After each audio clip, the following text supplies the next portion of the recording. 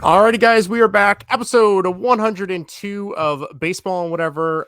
Vinny is out this week. He's doing more accountant stuff. So Vinny's not here. And let's be honest, both baseball teams in the city are absolute garbage right now. So we can forget about them. And I can talk about my one true love, and that's hockey. So we are lucky enough to be joined by another member of CHGO. If you remember our interviews with Herb Lawrence and Cody Del Mendo of CHGO, we are lucky enough to be joined by Mario Tirabassi of CHGO Blackhawks. Mario, thank you so much, man, for coming on. I appreciate it.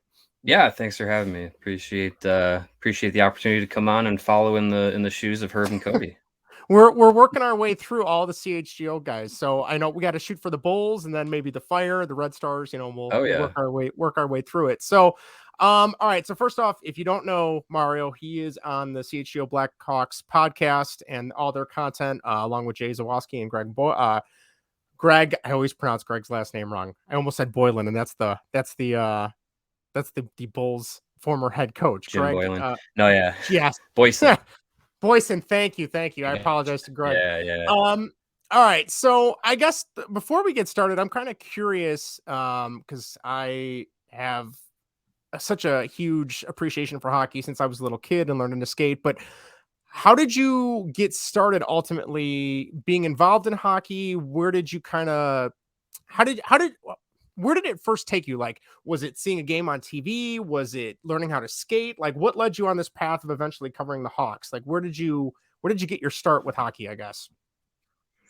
So, I didn't start skating until I was about 8 or 9 years old.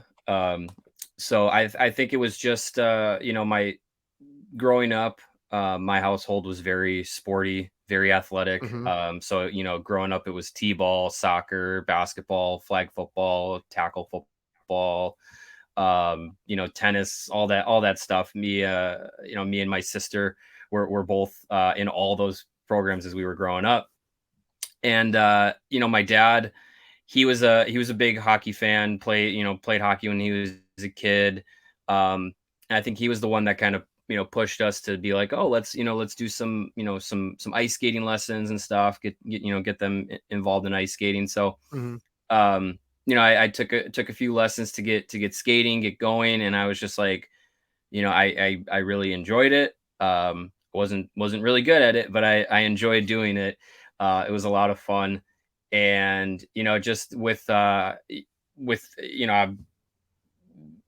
I think at that time the Blackhawks were, this 98, 99, not really, Yeah, dark not ages. Yeah. not the glory days of the 90s. It was the end of that period of time. But Mm-hmm. my dad grew up a big Blackhawks fan. My grandpa grew up a big Blackhawks fan. So, you know, getting acclimated to hockey, the Blackhawks were the team that I was introduced to first.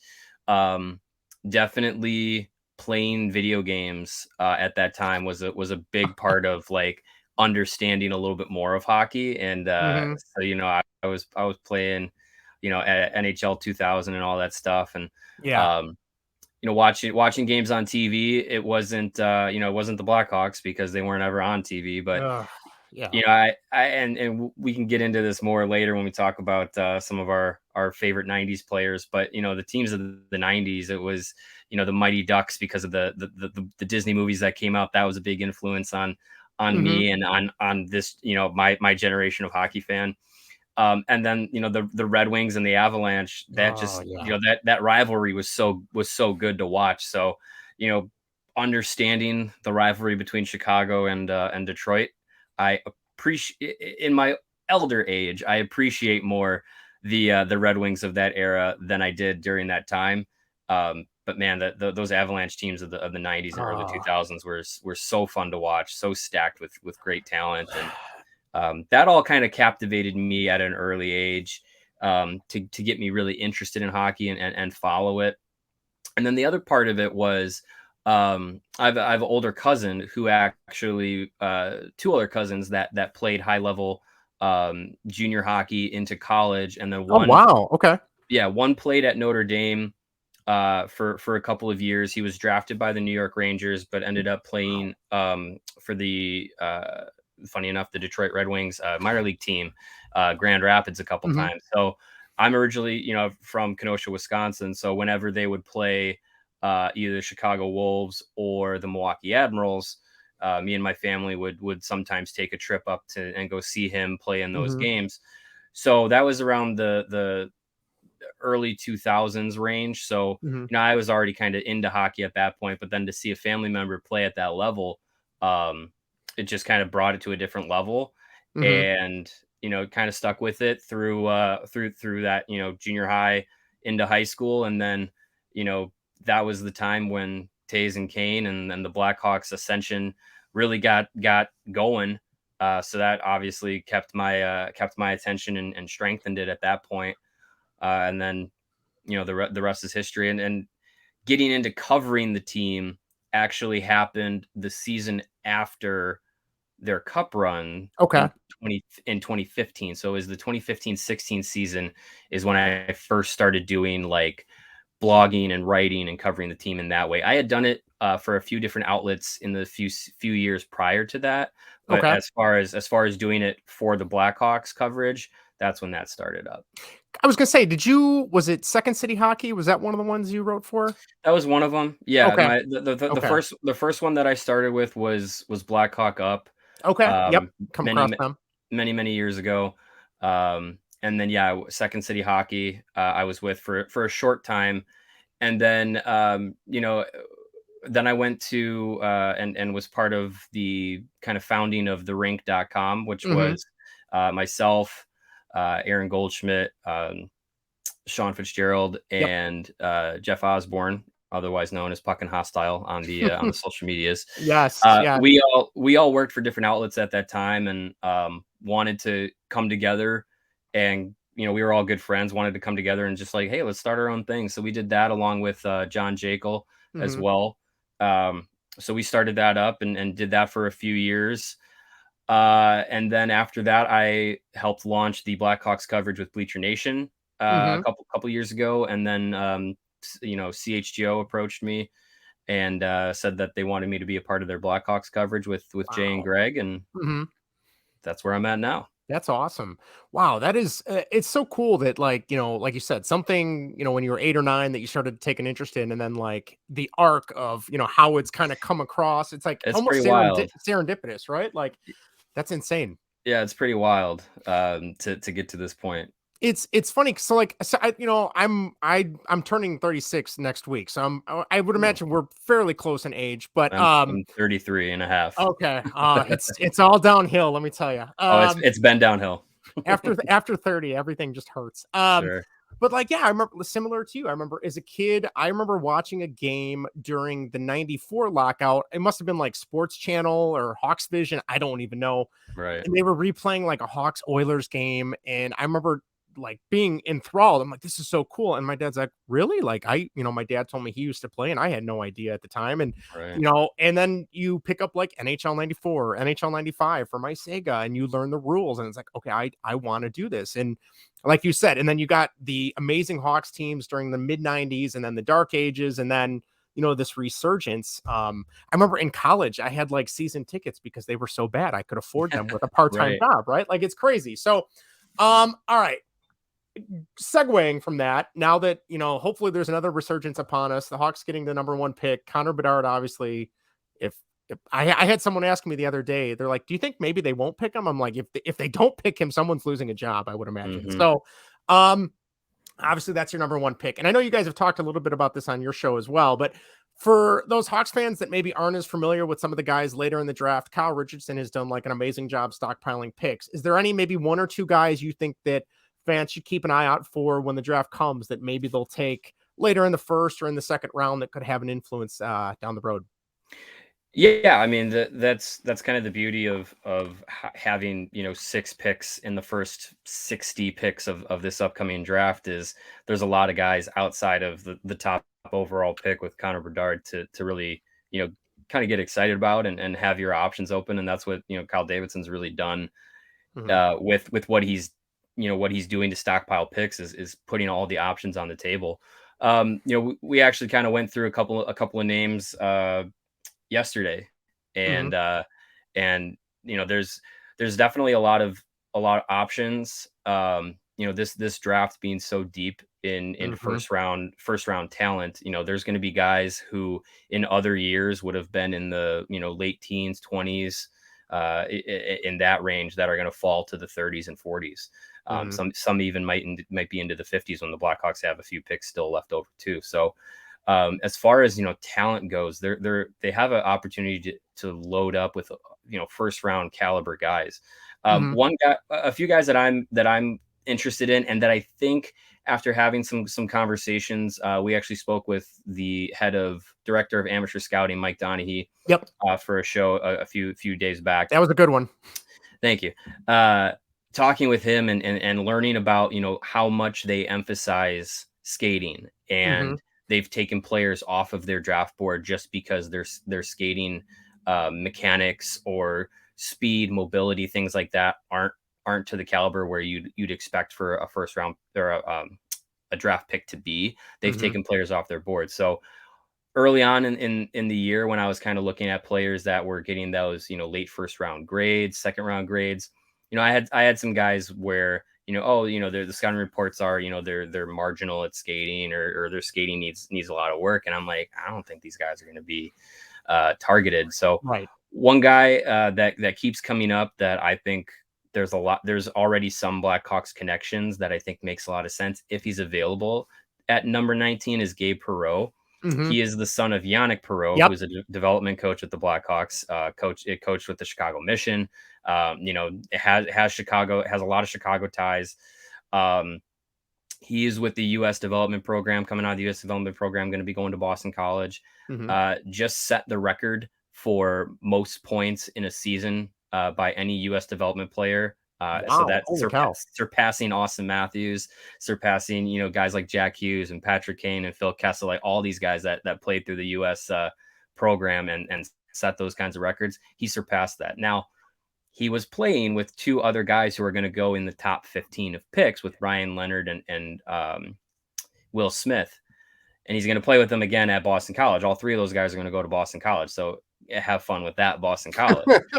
But you don't just by mistake set the points record. So you could say he's a product of his line mates, but he also played a hand in them having success as well. So, he's a guy that has a really good scoring ability, is a good skater, really just kind of an all around player, all around threat. Doesn't Mm-hmm. really do anything at a high elite level, but there's really not too many things where you're like, that's a gaping, Oh, a glaring problem, gaping sure. hole in his development. So Okay. that's a player that if he's around at 19, I'd be very excited for. Another one that I like is Gavin Brindley, who's a Mm-hmm. forward with the University of Michigan. Other than Adam Fantilli, Gavin Brindley was the highest scoring 18-year-old draft eligible college player in the Mm-hmm. country this year. So other than the guy who's going to go number 2, Gavin Brindley was right behind him. So Wow. I think that's and again, he was at a University of Michigan team that was heavily loaded with first round talent. Adam Right. Fantilli, Frank Nazar, Mackie Samoskevich, like a lot of good players there, but you can't hold that against them. No. Right. Playing with good players is a good thing. So Brindley's a little bit undersized, but his scoring ability, his playmaking ability. One thing the Blackhawks really are, outside of skating, focusing on is decision making. Mm-hmm. And with Brindley, like his hockey sense is pretty high. His competitiveness is really high. Like it just seems like it checks a lot of boxes that the Blackhawks would like in a Mm-hmm. player, other than he's about 5'8", 5'9". That shouldn't be a deterrent. Right. And it's kind of, the NHL is definitely getting away from, you have to be 6'3" to be successful. Yeah. But in a forwards group where your high end guys are already a little bit small on the smaller end, with Nazar and Lucas Mm-hmm. Reichel and Connor Bedard, if you take a guy like Brindley, you might be needing to add some size in your forward group in some of the later picks. But those are two Sure. guys that I'm excited for. They could both be at 19. Brindley might fall to the second round, early second round. But those are two guys that I think the Blackhawks, That's one thing that I've been really excited for is just kind of like I don't want to call it the rise of college hockey, but college hockey being such a bigger presence now as opposed to just, I feel like for the longest time it was just every pick was somebody from junior in Canada and that was it. And now you see all these guys going the college hockey route. And I know for me, like personally, I have my parents live up in Wisconsin and I'm like, I want to make it to a Badgers game so badly up there It's a fun time. to see either men's or women's, because I'd love to see either one. But it's really cool to see that being a successful route. So for so many NHLers and future NHLers as well. We do have one of your write-ins. I know when I watch the YouTube show, he's always in the chat. Charlie the Bacon guy wrote in, or texted in, I should say, and he had a question for you. He said, "Who should be the next commissioner of the league if Bettman ever gets canned or eventually retires? And how can we as fans expedite the process?" So, a twofold question there coming from Yeah. Charlie. Number one, who do you think ends up being the next commissioner if there is one? In my second question, this is me adding an addendum, is if tomorrow, Mario, you're named commissioner, what's the first move you make, or what's the first change you make after Bettman's NHL? And I'm sure you could probably write a book about that. Oh man, I have many ideas. As far as who would you know replace Bettman, or succeed him, man, you really never know. Mhm. I think what the NHL needs to do is go for somebody who isn't part of the old boys club. Like Yes, they yes, don't you don't need to see a guy who's been, does Bill Daly just get promoted up to, normal commissioner? yeah, It's I have a feeling it's going to be somebody whose name you've definitely heard yeah. before, are familiar with. I don't know who it could be. Um, but what I would like is, yeah, somebody who has maybe a bit of a fresh perspective on the game, and someone who, has, like I look at what Adam Silver has done in the Mhm. NBA, and I Yeah. would I would just love to have someone who has that kind of understanding of what the game needs, and just listening to the fans, because Yes, yes. like I know there's a lot of, outspoken fans that maybe some of their ideas aren't great. But I think what fans, cry out for is consistency, a fresh perspective in marketability, Mhm. um, and just being able to, I think being open to fan feedback is really important, because it seems like what we've seen from Gary Bettman, especially in the last couple of years, is every time you hear, a complaint from the fan base in general, at large, the majority of NHL fans, it's the contention that Gary Bettman's is like, no, it's fine. Like, no, Yeah, the playoffs are fine. No, marketing's yeah, fine. I think our game's yeah. in the best place it's ever been. It's like, and I know he just got a lifetime achievement award, but man, you've had 3 work stoppages. Like, Yes. you've had to relocate, what, 3 teams? Maybe Yeah. a 4th? Like, it's the game could be in such a different place, I think, if fan perspective and feedback was actually taken seriously. And again, sometimes it's just people complaining just to complain, but I think more often than not, the things fans want from the NHL as a league, and being how it's being marketed, and how it's trying to be grown as a game, I think they're valid. So Mhm. that's what I would hope the person who comes in has a perspective on, is kind of listening to that feedback and seeing, like, okay, not trying to be like, I'm the smartest person alive and you're all dummies. Being able to kind of be open to that feedback, and be realistic about what's working and what doesn't work. I know Um, he came out when the moving or animated board ads were kind of starting last at the beginning of the season, and I want to say, people were asking him questions about, they're kind of distracting when they're moving or animated, and his response was, "Oh, we're finding that lots of new people are watching the games for the ads." And I'm like, that doesn't even make sense. Like, no one is such turning on a hockey game because they want to see an animated ad across the boards. It's, no, but like you said, it's no. he brings this contention. So yeah. But Yeah, if and Commissioner, oh, go ahead, I'm sorry. I was gonna say, and those digital boards just won some Ugh. Fakakta award too. So Oh You know, boy. he's got We're that not on his mantle, so those aren't gonna go away anytime soon. no.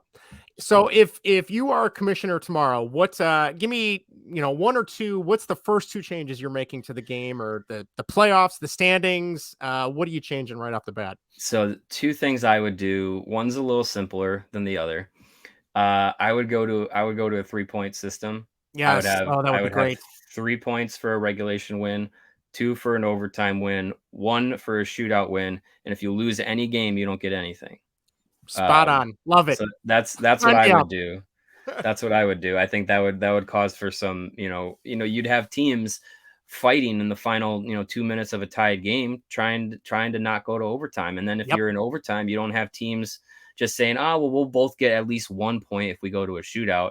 You're gonna get teams going for that gun it like we didn't get 3, but if we still, think about, you get to the end of the season and you have a team in a playoff chase and you say, "Hey, 3 points gets us into the playoffs," and nothing else helps. Like Hmm. if they're 2 points out, you're not going to a you're not playing an 83rd game of the No. season. You're not going down to regulation wins and all this stuff. If you win in regulation, you get 3 points, you're in. Hmm. You don't have to worry about that. So you think about a team on the bubble that could get 3 points out of the game, like they're going to be gunning for it in regulation. And then if you get it, and so on and so forth with teams fighting for playoff positioning, you could say regulation wins, overtime wins, how important those are, and just getting to overtime doesn't reward you anything. So Exactly. I think that makes the competitiveness can crank it up a notch for those games where you're in December and January, and it's just like, oh my god, can we just get to the trade deadline so things can be exciting? Like, Exactly. keeps those games a little bit more exciting. That's one thing I would do. The other thing I would do, and I only have a surface level knowledge of all the inner workings of it, but it from what I understand, it just makes sense that the NHL should do. I would get rid of the salary cap. I would implement a luxury tax system, and Hmm. you allow for the teams that can spend money to spend money. And if you go into the luxury tax, that's how it helps. The teams that are quote unquote smaller market or not able to spend as much. It helps them out with that kind of revenue sharing, and then you're not punishing teams that draft well, develop well, make smart free agent contract signings or make smart trades. You're not punishing those teams for putting together good teams, and then 2-3 years later you have to blow everything up because no one Yep. can afford anybody. Yeah. um, and this isn't just coming from a Blackhawks fan who had to watch the 2010 team get dismantled for those exact reasons. This is coming Hmm. from you want your good teams to be good. You want to have those teams that you know you can market.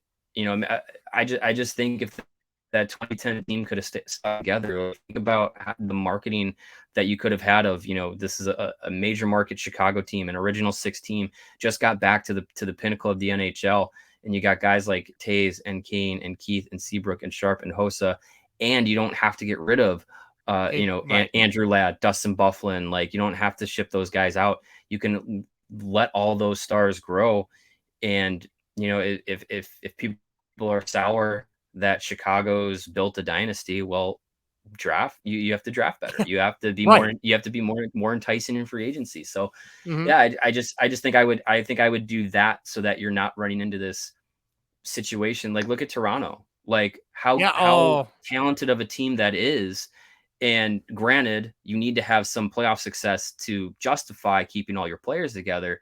But how talented of a team that is, and they have to blow it up because they got a lot of guys on big contracts, and different circumstances they haven't performed. But you know, with a luxury tax system, that's a Toronto team that could not look to have to blow things up, but they could make it a trade or two. They could sign a free agent to put them over the top. A guy like Ryan O'Reilly, they could be like, hey, come Hmm. on back, like you played Yeah. really Stick really around. well for us. So that's something I would do, just to eliminate the punishing good teams for making themselves be good. Yeah. And then I think I hate to I always hate use the Arizona Coyotes as an example because I really appreciate and love our group with PHNX Mm-hmm. that cover the Coyotes, but it forces the Coyotes to spend money to be relevant. Like Yes. you're no longer going to be a team that is going to take dead money contracts just to get to the salary cap floor. You actually have to be like, well, we need to throw money at these players so they can actually play for us, because less teams are going to be saying, well, I need to get rid of this contract because it's hurting Right. our salary cap. The team can be like, well, it's just dead money, whatever. Like, you have to then, it forces you to then have to create a competent roster. So I don't know. I think it sounds like a good idea, but again, I only surface level understand all the intertwinings of it. It So it definitely, I think you make some great points, and I second the content PHNX is putting out. I know I watched the night of the referendum voting, and I think the next night I turned it on, and it was really interesting. As somebody who doesn't know any Coyote fans, never been to Arizona, never been to the West yeah. Coast, besides Colorado's about as far west as I've ever gone. It was kind of interesting to see, like, I was always in the camp of, oh my God, just move the team, move them anywhere, blah, blah, blah. But after seeing that fan base a little bit and getting to interact with some of the fans on Twitter, it's like, I hate to see a fan base lose their fans, but obviously, who knows where they end up. I know Mesa was talked about for a while, and then Atlanta wants another shot, which is a whole nother thing. And, Yeah. I'm still hoping someday to see the Nordiques come back. I think that ship has sailed a long time ago. I don't think that's ever going to happen with some of the, like, I don't know, what do you want to call it? Like the business revenue options up in Yeah. the city and things like that. But, it's tough. And I mean, and to Gary Bettman's credit, and I hate giving him any positives because I can't stand the man. Like, he is literally, I feel like he's exhausted every single option to keep that team there. So If he hasn't yet, he's definitely going it's to getting near the at end. this point. Yeah, because Yeah. that arena deal really felt like if it doesn't happen, there it's like kind of like the final threads of keeping that team in Arizona. But yeah, yeah, see what happens. I echo your what you said about the fan base and stuff. Like Hmm. there's definitely a dedicated fan base in Arizona, just because there's not that many, if any, Coyotes fans, casually across, North Across the America country. Yeah, or across the globe, like doesn't mean that they don't have a dedicated fan base. exactly. And being there for 20 plus years, like that internal fan base in the community grows. So Yeah. yeah, I mean, losing the Coyotes in Arizona would suck for that market for sure. Um, I just think the NHL is down to their kind of their final Yeah. options here. So we'll see what happens. Hopefully they make something work, and hopefully that team can start operating like a competitive hockey team. That, fingers crossed. I'm hoping it has to happen one of these years. It's a low bar to Yeah. cross, but yeah. Stop taking on contracts of players that legally can't retire yet. Yeah, right. All right, we're gonna switch gears to our whatever topic this week. We got favorite NHLers of the 1990s. This is my jam, so it was nice to find somebody to do this topic with. Yeah, I don't know about you. I could probably do like a top 5 of Blackhawks from the 90s too. I tried to kind of mix it right. up a little bit. There, you can do whatever you want, but Mario, we'll start with you. Your number 5, top 5 favorite player of the NHL in the 1990s. In Who the do you got? 90s. Well, it's a former Blackhawk, but he Okay. wasn't there for a very long time. But as I've gotten older, and kind of gone back and watched some old highlights and read a lot of different perspectives on some of the top icons of the era, the more I get an appreciation for just how dominant Dominic Hasek was. Oh um, yeah. and so Yeah. as far as goaltenders go, I know Patrick Waugh and him were kind of, and Martin Brodeur were kind of the big three of that era. um, I think the dominance that there's a reason he was called the Dominator, right? Not just his name, but just how dominant he was of that time, and him in Buffalo, and he Yeah. spent some time in Chicago. he did play for Detroit, but Detroit, yeah. that dominant run that he had was really impressive, and I don't think we're going to see a goaltender go through that anytime soon. So he's definitely in my top five. Top five. And I feel like he was just so unorthodox. Like it was so cool, especially in the Buffalo like glory days. Like, how is he going to make this save? Because it's not going to be like your standard butterfly or your standard stand Yeah, up goalie. Like he's just going to flop around and somehow find it.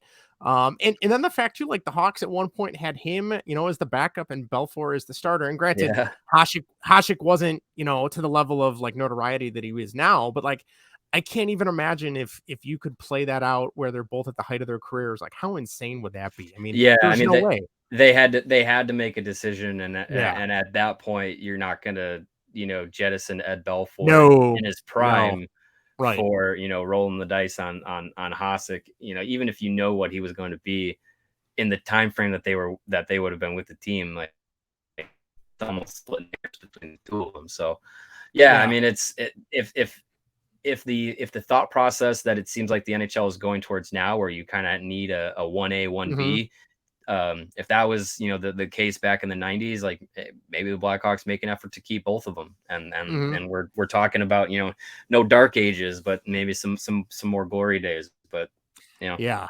that's how it goes sometimes. Oh, you're telling me. All right. My number 5, I'm gonna go this guy.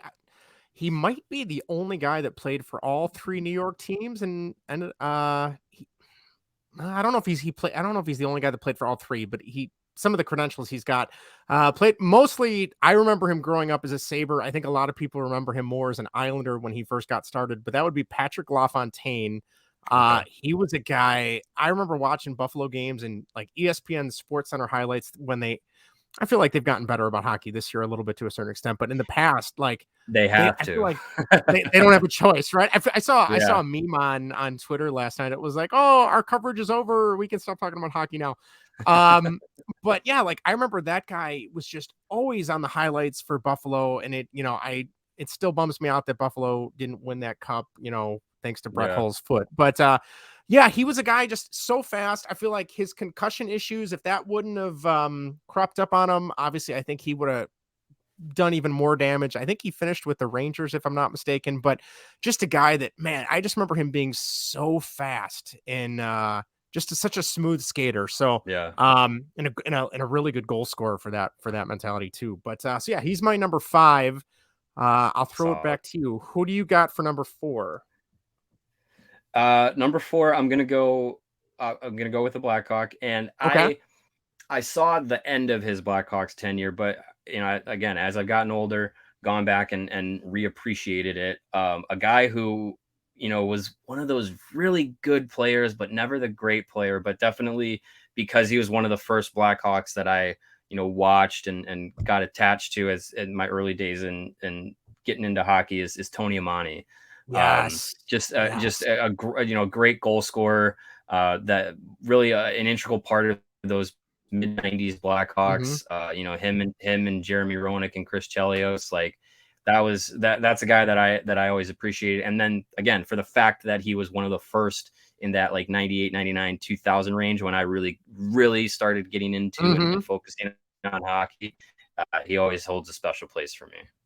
He was a guy I remember just being so excited when I would see him play. I mean, eventually being eventually he was named captain, wasn't he? Was that Yeah, he after was. Yeah, Chelios? Was that was after after Chelios left? Chelios. Okay. Yeah, he was a guy I remember, and then I remember too, watching him in Philly for a little while when he teamed up with Roenick again and Hmm. ending his career in Calgary. And I think it's kind of crazy, like in terms of like former Hawks that come back and show up occasionally, I never see or hear anything about him short of maybe like a quick snippet when they were winning cups, just I'm really excited to see how they progress, but you never see him in the city, and maybe that's his own choosing, I don't know, but I feel like the Hawks are in need of guys that don't necessarily have a lot of extraneous baggage attached to them. Sure. Yeah. And he is one. I mean, I don't know. Maybe there's some deep stuff about him I don't know, but it says he's currently according to Wikipedia, he's currently a scout for the Panthers, which is kind of interesting. But yeah, you don't really Oh, ever see him around Chicago. But he was another one. man, he was so good and just such Mm-hmm. a good another guy that was just a really good skater. To piggyback off that, my number 4, same time frame, and as a kid, I absolutely loved this guy. Got his jersey and read his books, and I don't know. I feel like the last 5 or 6 years, I don't want to say he's gone completely off the deep end, but I feel like I've kind of had to distance myself. I'm like, you might not be necessarily the best person in the world, and that is Jeremy Roenick. As a kid, that guy could do no wrong. I loved seeing 27 Yeah. race up and down the ice. When he was in the desert as a coyote, getting his jaw busted and him yelling at the refs and then playing for the Flyers. And even that year he played in LA was garbage. And then to see him finish up in San that was probably, best not remember. But then to see him kind of finish strong a little bit in San Jose, definitely just a guy that he had the goal scoring ability, but he also could just totally take somebody out in the corner or in the boards and lay a heavy hit on him. And I think that kind of wore him down over time too. Um, I look at his stats. I look at guys that are in the Hall of Fame. I feel like he's a guy that's always like right on the bubble or always discussed. I feel like some of the stuff he's done and said over the past few years, I think kind of hurts his chances. I don't know. You think he'll ever get in? Or, I or mean, does he warrant it? Maybe he doesn't warrant it. I don't know. I think, as far as, his numbers, like Mm-hmm. he's one of the best, to play of his era.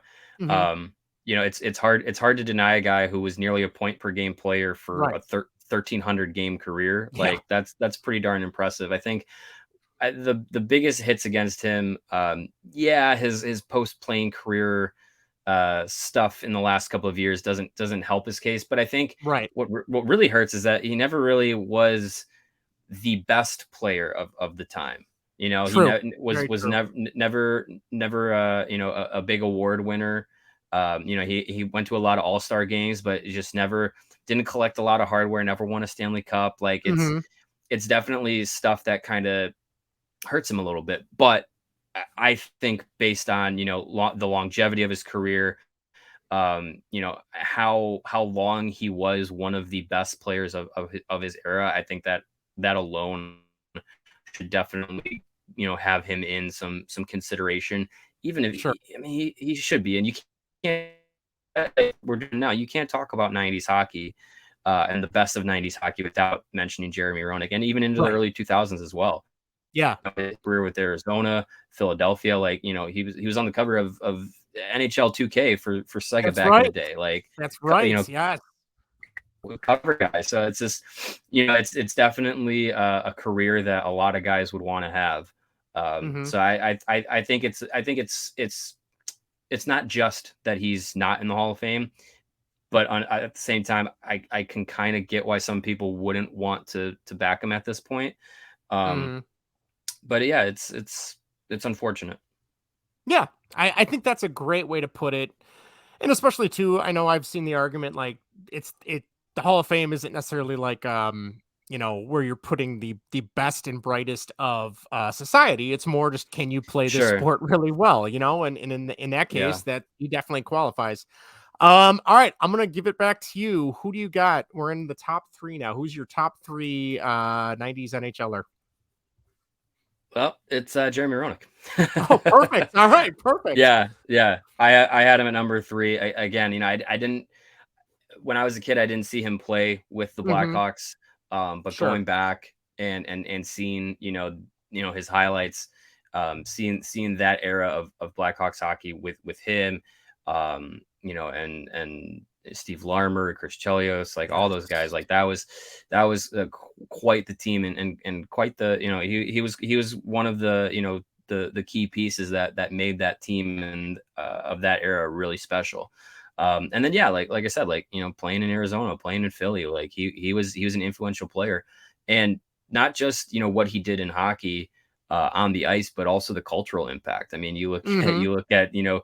the reference in Swingers, and Yes. like I said, like being on the cover of the NHL 2K game, like Mhm. you know he had a lot of style and flash, and he backed it up on the ice, and he had a personality that fit Yeah. the 90s era. And I love when I see players today have a little bit of that in them, Yeah. because I think, hockey of the 90s was really popular, and I think Roenick was really part of that. Yes. He was a marketable guy, a guy who's not afraid to, say some things off the cuff, and Hmm. put himself out there. And I love seeing new players have a little bit of that in them. Hmm. So yeah, he's definitely one of the most influential, and one, that I like going back and watching.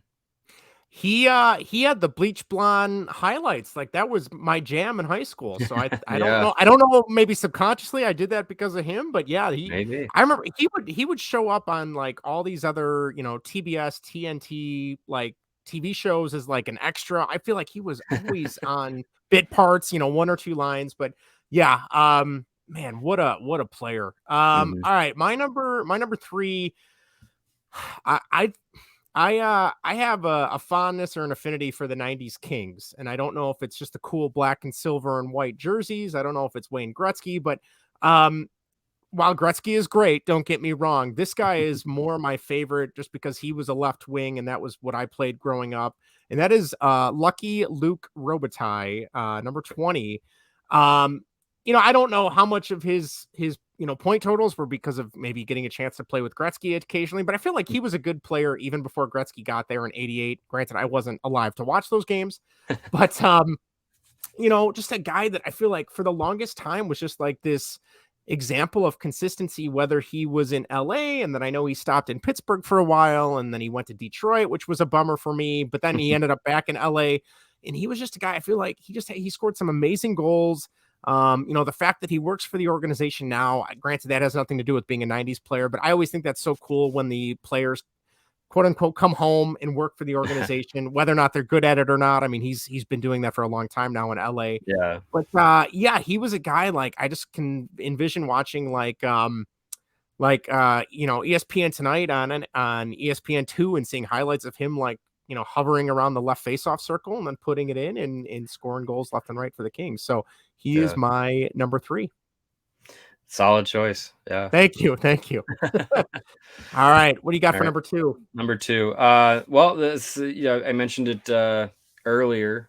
Some of the players of the 90s and teams of the 90s that really caught my attention. The Colorado Avalanche of Mm, the mid to late 90s, just stacked with talent. You got Peter Forsberg, Patrick Waugh, um, Adam Foote, like just so many, Alex Tanguay, so many good mhm. players.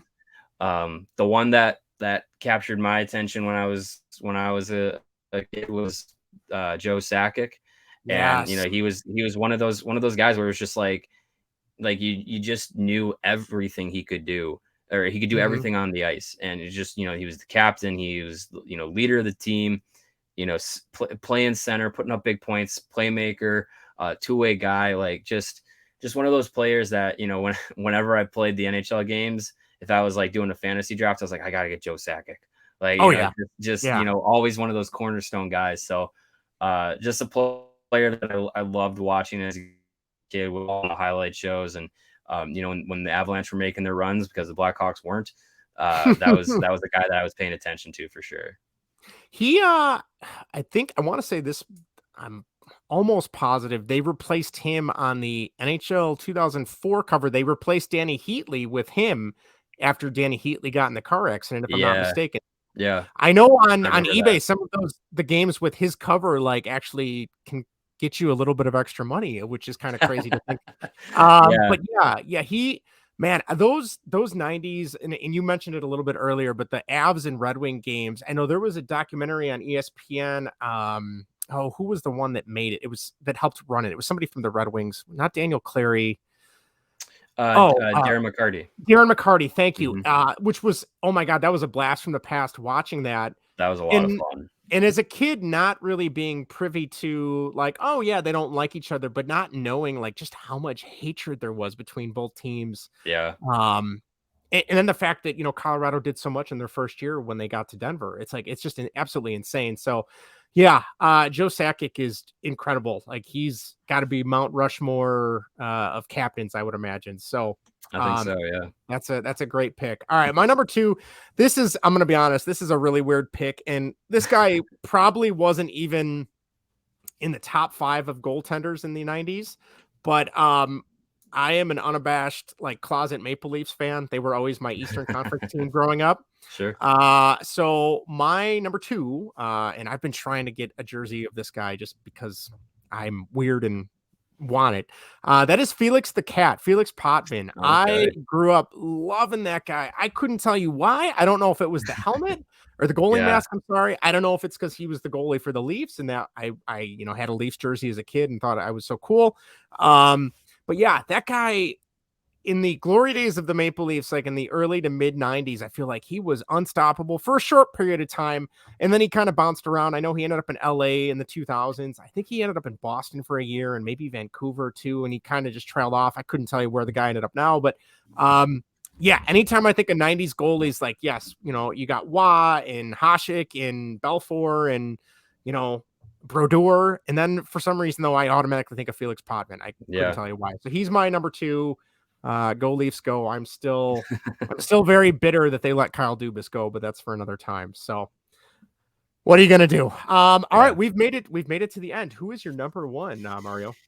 Number one. Well, this is a number one that I have an affinity for, because when I was getting started playing, and he was someone that I was watching because of, like I mentioned before, the Mighty Ducks movie was a big Oh, influence in 90s kids and hockey.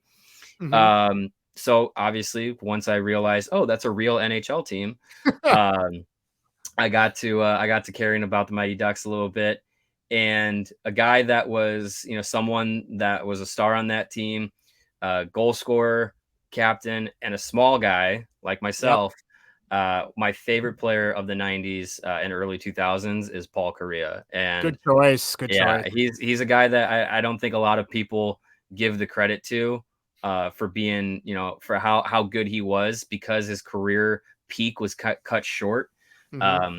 But I think, when you're talking about, that late 90s, early 2000s era, no player grabbed me more than watching Paul Correa play. And when I was a kid playing, getting on the ice, and you know I played a very short time competitively, because when you start skating when you're 8 and 9 years old against kids who have been skating since they were 4, Hmm. you learn real quickly that there's a curb There's a there. gap. Yeah. Yeah.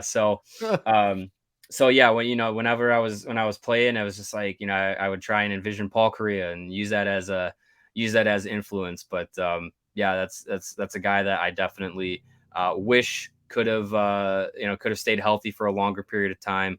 And I wish he could have stayed with the Ducks his whole career, because that just Yes. felt right. Watching him play like in Nashville and stuff, like, It felt wrong. yeah, It didn't felt like it. wrong.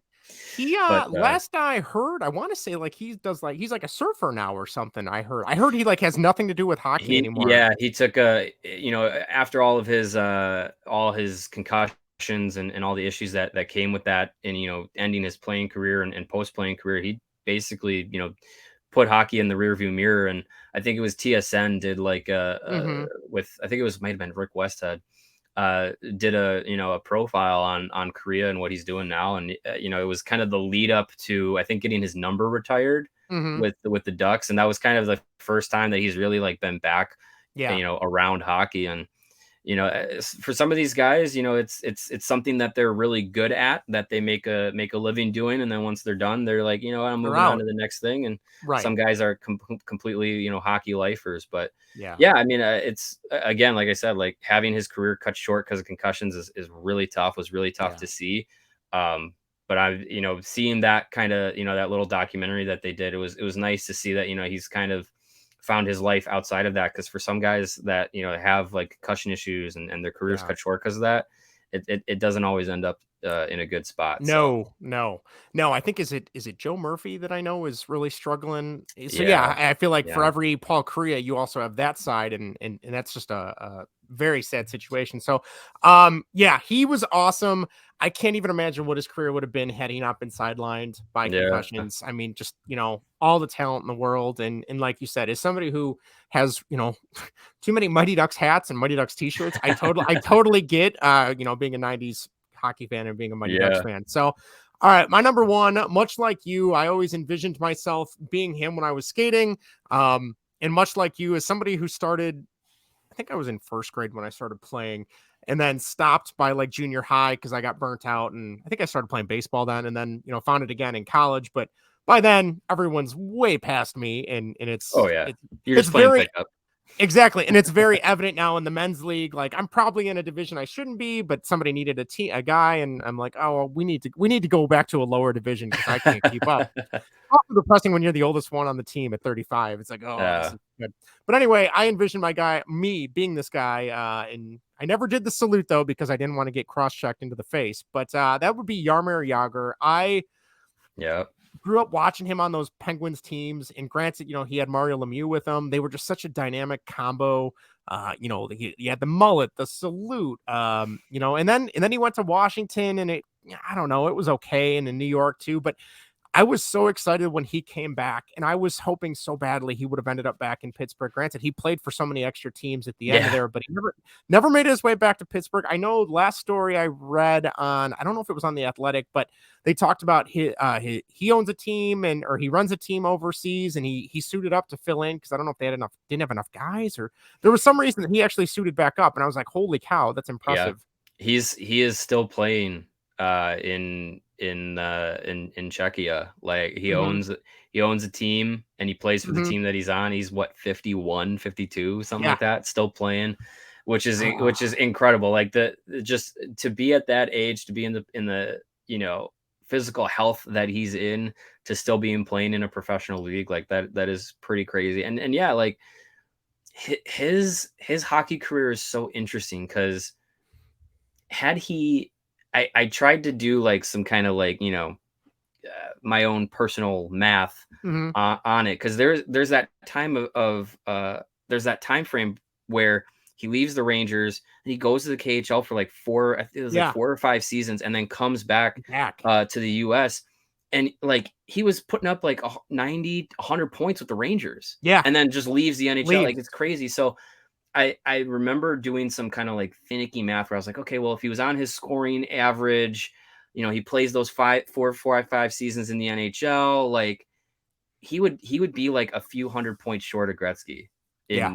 in career totals, like flirting with it. It's just like it's just interesting to think like had he not left to the NHL at that point in time, like where he'd be. But yeah, I mean those '90s Penguins. I mean, you don't have to tell a Yeah. Hawks Blackhawk fans, right? fan Yeah. about them. And but yeah, he was such a good player. And again, kind of like Roenick, like he had, even though like his English wasn't great, like he still had that personality where that Mhm. captivated people. Not only what he was doing on the ice, but off the ice as well. Like the hair, the Yeah. flowing curly mullet, like big smiley guy. Like yeah, he was definitely one of the icons of the league. I feel much better knowing I'm not the only one that tried to figure out his point totals if he had stayed.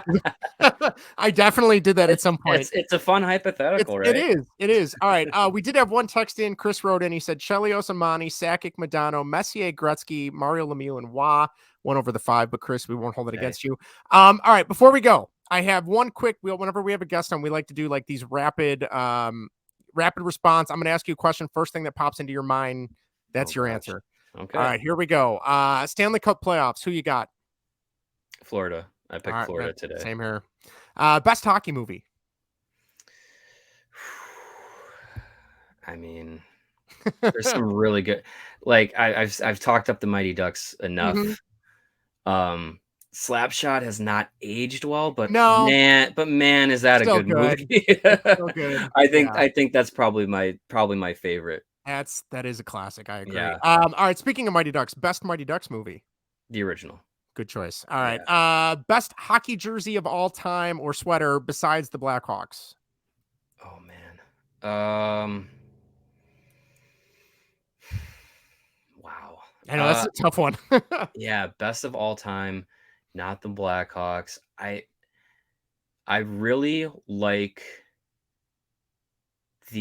I've always had an affinity for the Rangers jerseys just because it's Mhm. so simple, and I love the Yeah. color scheme.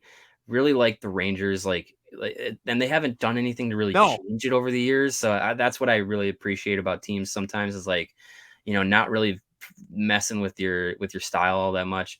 So I really, really like the Rangers. I will say, though, um, I love the Team USA, World Juniors. Mhm. The junior team when they wear the '60s style Team Yes. Oh, USA those are jerseys. great. I don't know why any other USA team wears anything else besides those. It looks Agreed. so crisp, and I love that style too. Absolutely agree. All right, best hockey logo of all time, excluding the Hawks, if your choice is the Hawks. Um, Best hockey logo. I mean, Or favorite.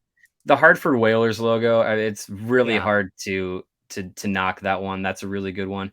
I do love, especially since we're talking '90s, the '90s Vancouver Canucks, the Flying Yeah. Skate. Oh, thank you. I love That's a that great one. one. That's a great I one. wish Also, I wish yeah. shout out, honorable mention on my list, Pavel Bure. Um, Yes. Oh, man. Number 10. so Yes. I think those are some good ones. Um, yeah, I'll leave it at that. All right, if you weren't working for CHGO, what do you think you'd be doing? Um, well, if I wasn't working for CHGO, I'd probably still be working with Bleacher Nation. Okay. Because that was an opportunity that was presented to me. It wasn't like I was looking for Sure. anything else. Like Sure. that was an opportunity to go to CHGO. So I'd probably still be with the guys at Bleacher Nation. If I wasn't doing hockey coverage, Mhm. man, I don't know what I'd be doing because I'm not qualified to do anything else. Like my college degree was in broadcast communications, so I was Okay. just like, let me try and make a career talking sports, writing about sports, radio, Sure. TV, whatever, whatever. Because man, nothing else interests me. I didn't want to be, I had no aspirations to be a doctor or an accountant or Right. anything like that. Like respect to my dad who's an accountant, respect to your co-host who's an Yeah. accountant. But man, that does not interest me at No. all. No. No, no math, no thank you. All Yeah, right, last 2. Favorite video game of all time? all time. Oh my gosh. Or favorite sports video game if you wanna narrow I it mean, down. I as for as much as it is flawed, the NHL series is always a favorite of mine. Mhm. Um, Man, recently I just dug out my old original Xbox and I've been Ooh. playing Madden '04. Oh, And god, that has to be that is so much fun. It is so much fun to play. Like, just seeing the just old names too, I would imagine, oh, right? yeah, But like, players, I'm just like, I'm completely, forgetting, and I was like, "Oh, yeah," like, when I played these games when I was a kid, I was just like, "Yeah, I would always try and get this player and stuff." So, yeah, that's one that I'm always going back to. Um, Man, if I have a favorite non-sports game, you know what? I had the another original Xbox game I had the original Call of Duty, oh, and like wow. I fired that one up recently too. Like to go back to play the Call of Duties now and then to play that It's one, night and day. it's Yeah. such a different game, such a different game. But Yeah, that was one I put a lot of hours into for sure. that's excellent. All right, last one. Favorite sport other than hockey? Football. I'm a Alright. huge football fan. I do like college more than pro, Same but here, same here. I think it's because I've been to more college games and I just like the atmosphere more. Sure. Um, but yeah, love football. That's easily my 1B to hockey as a fan. Gotcha, gotcha. All right, well, Mario, thank you so much. I know we ran a little long there, but Nah, you're good. you can find Mario on go head over to all CHGO. You can find him on the Chicago CHGO Blackhawks podcast with Jay Zawoski and Greg Boyson. Um, it's awesome. Highly recommend CHGO. I can't say enough good things. We've been trying to spread the word to Appreciate our it. family and friends and everybody to check you guys out. Anything else you want to plug? Anything else you want to share before we wrap up? Uh, nah, we're chugging along over at Chuggo, and we're allchgo.com. That's where you can find all of our work. like you said, CHGO_Blackhawks. That's us on Twitter. Mhm. Go follow us. Go follow Greg and Jay and myself. Go follow all the personalities of CHGO, and we're gonna be heading out to the draft in Nashville in June. So that's gonna be a lot of fun. So keep your eyes and ears out for news from us there. If you're gonna be in Nashville, come out and say hi, and it'll be a good time. So it's gonna be a Bedard party. I wouldn't have it any other way, right? Like that's the only way to do it. Yep. All right. Well, that wraps up our episode of Baseball and Whatever. We'll be back next week with more. Stay tuned. And thanks again tomorrow. Take care, guys.